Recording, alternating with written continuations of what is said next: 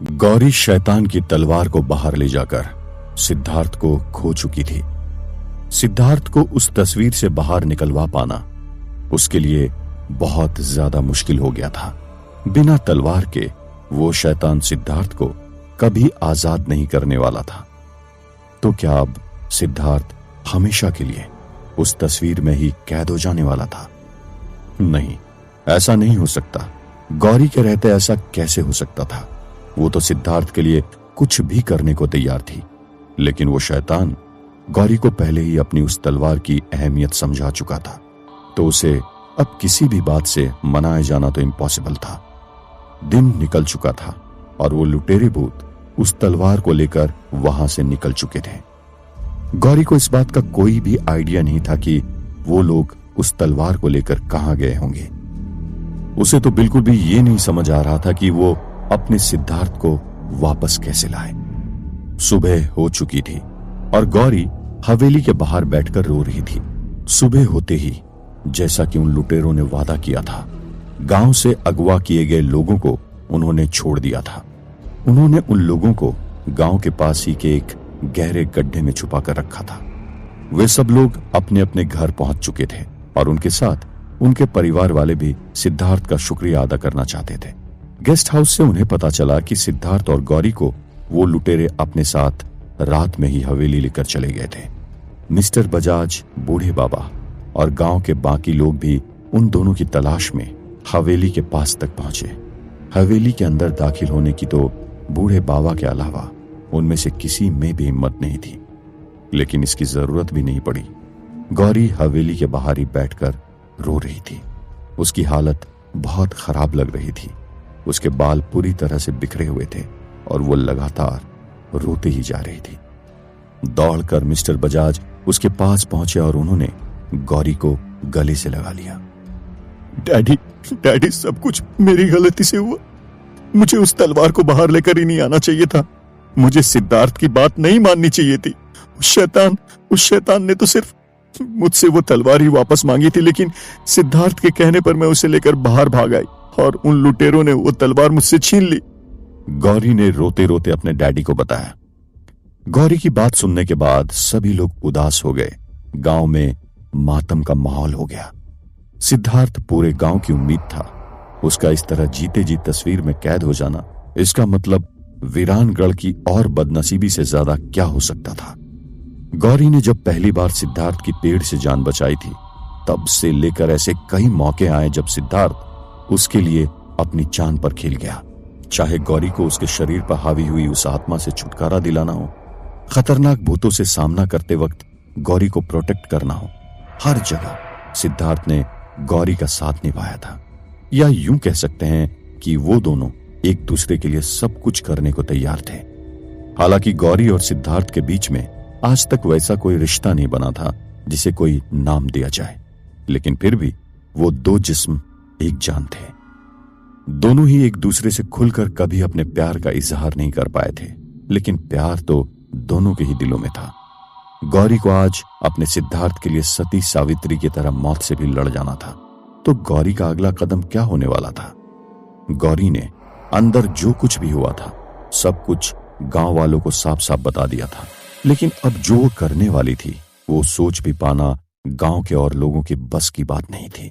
गौरी ने किसी से कुछ भी नहीं कहा और वो दौड़कर उस हवेली में वापस चली गई। गौरी के वहां से उठकर जाने के बाद मिस्टर बजाज और बाकी लोग ने उसे रोकने की कोशिश की, लेकिन वो किसी के रोकने से नहीं रुकी। ये बात तो किसी से नहीं छुपी थी कि वो शैतान अपनी उस तलवार के खो जाने पर किस हद तक बौखला गया होगा। अब शायद वो किसी को भी जिंदा न छोड़े। फिर भी गौरी की हिम्मत का जवाब नहीं था।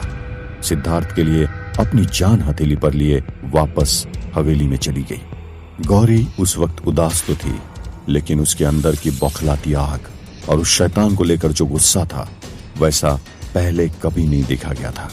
गौरी का गुस्सा लाजमी था, क्योंकि उसकी सबसे कीमती चीज उससे छीन ली गई थी। लेकिन यही तो शैतान के साथ भी हुआ था। तो क्या गौरी जैसी एक मामूली सी लड़की इतनी खतरनाक शैतान को ललकार सकती थी? अगर ऐसा होता तो उसका नतीजा क्या होता? गौरी को नतीजे की परवाह नहीं थी। उसे हर हाल में सिद्धार्थ की रिहाई चाहिए थी।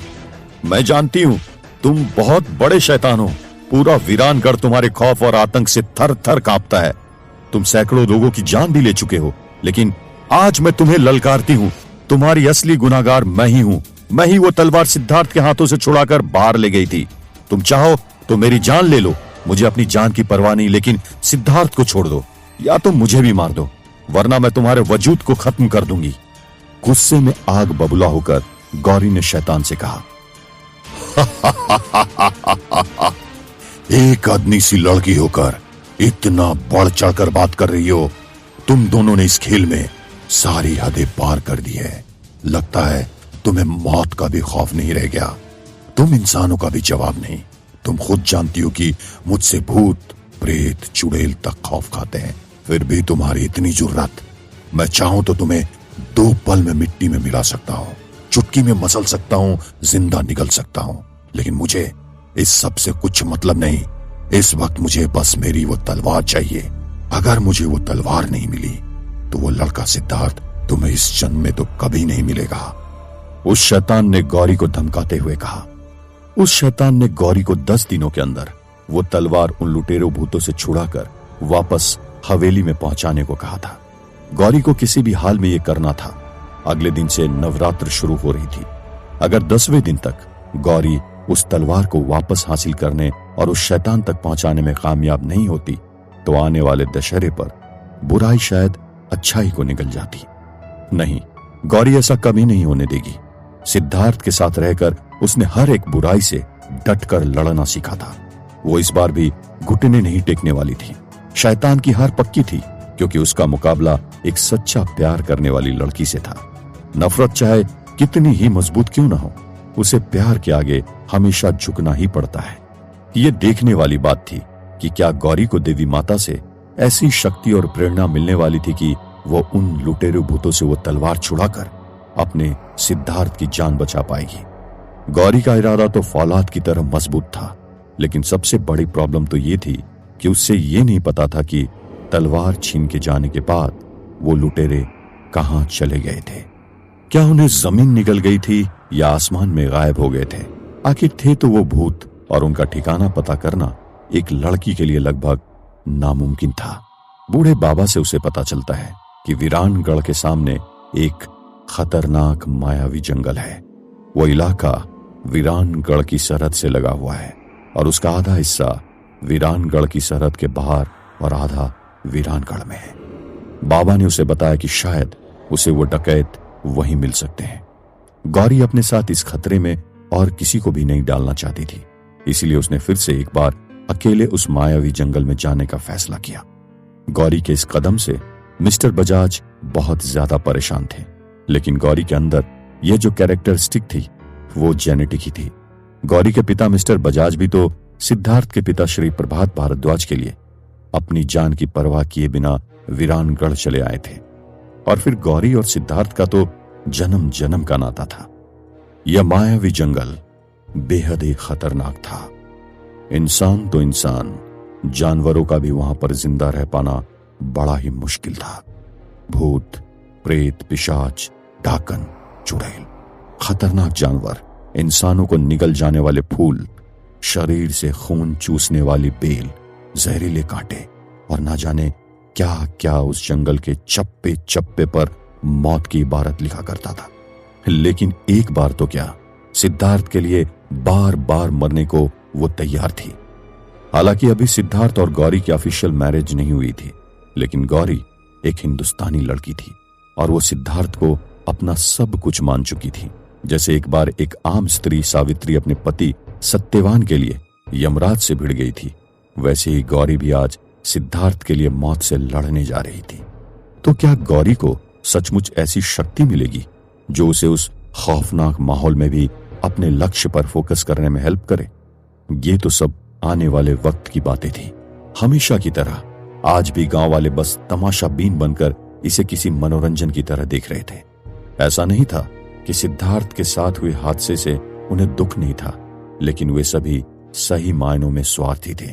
खुदगर्जी उनके खून में ऐसे बस गई थी कि उन्हें यह भी नहीं समझ आ रहा था कि सिद्धार्थ और गौरी हर बार उन्हीं के लिए अपनी जान को खतरे में डाल रहे थे। गौरी की खुशकिस्मती थी कि वो जंगल में पहला कदम दिन के वक्त रख रही थी, लेकिन वो था तो मौत का ही जंगल। गौरी ने उस जंगल के सूखे पत्तों पर अपना पहला कदम रखा।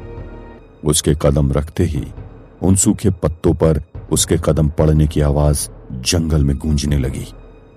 दिन के वक्त ही जंगल में सियार रोने लगे, जंगल में लगे बड़े बड़े पेड़ हिलने लगे और उनके पत्तों की सरसराहट साफ साफ सुनी जा सकती थी।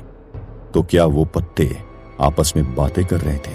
आगे गौरी का सामना कैसे खतरों से होने वाला था? क्या बूढ़े बाबा का उसे बताया गया रास्ता सही था? क्या उसे वो लुटेरे भूत यहीं मिलने वाले थे?